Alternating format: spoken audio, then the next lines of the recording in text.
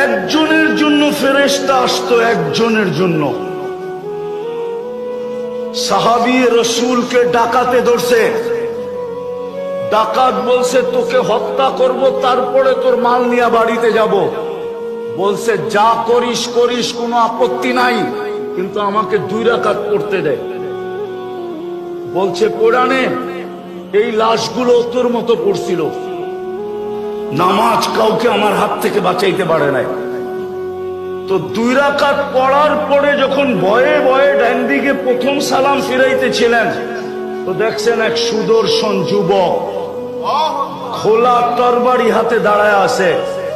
চেহারার থেকে চাঁদের চেয়েও বেশি আলো ঝলকায়া পড়তেছে। বাম দিকে সালাম ফিরায় তাড়াতাড়ি জিজ্ঞাসা করছে তুমি কে? বলছে আশ্চর্যের বিষয়, ডাইকা আনলা নিজে আবার জিজ্ঞাসা করো তুমি কে? তুমি তো ডাইকা আনলা, তুমি জিজ্ঞাসা করতেছো তুমি কে? তাইলে শোনো আমি কে।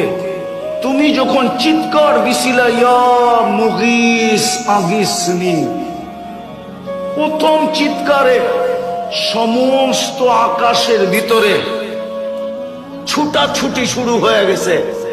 ফেরেশতাদের মাঝে যে কোনো বিপদগ্রস্তের আওয়াজ হবে, আল্লাহ অনুমতি দিতে দেরি, আমরা ঝাঁপায়া পড়তে দেরি করব না। আল্লাহ আমাকে নির্বাচিত করছিল। তখন আমি 4র্থ আকাশে ছিলাম।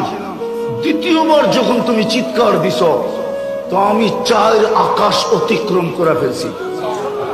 তৃতীয়বার যখন তুমি চিৎকার দিছ ইয়া মুগিস আগিসনি বইলা, তো আমি তোমার পাশে আইসা তোমার দুশ্মনকে জাহান্নামে পৌঁছায় দিছি।